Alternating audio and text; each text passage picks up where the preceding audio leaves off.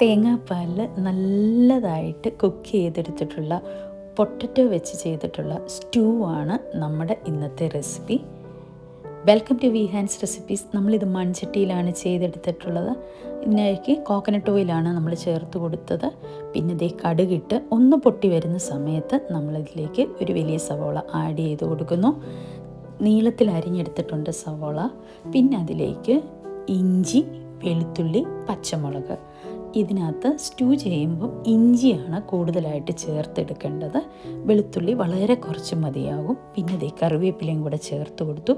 ഇനി അതങ്ങ് മൂത്ത് പോകാൻ പാടില്ല, ജസ്റ്റ് ഒന്ന് വഴറ്റിയെടുത്താൽ മതിയാകും. നമ്മുടെ ഒനിയനൊക്കെ ഒന്ന് സോഫ്റ്റ് ആകുക, അത്രമാത്രം. ദേ കറക്റ്റ് പരുവമായിട്ടുണ്ട്. ഈ സമയത്താണ് നമ്മൾ ഇതിലേക്ക് ക്യൂബ്സായിട്ട് അരിഞ്ഞെടുത്തിട്ടുള്ള പൊട്ടറ്റോ ചേർത്ത് കൊടുക്കുന്നത്.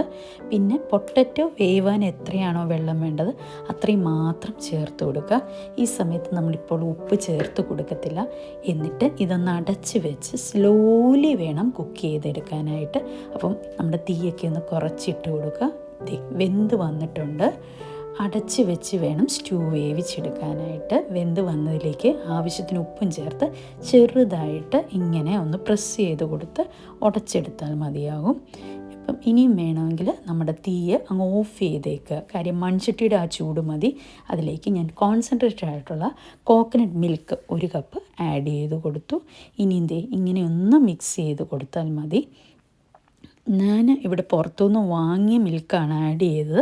അല്ലെങ്കിൽ നമ്മൾ വീട്ടിൽ ചെയ്യുകയാണെങ്കിൽ 2ാം പാലിൽ പൊട്ടറ്റോ കുക്ക് ചെയ്യുക, എന്നിട്ട് 1ാം പാല് ചേർത്തെടുക്കുക. വളരെ എളുപ്പമുള്ള ഒരു റെസിപ്പി അല്ലേ?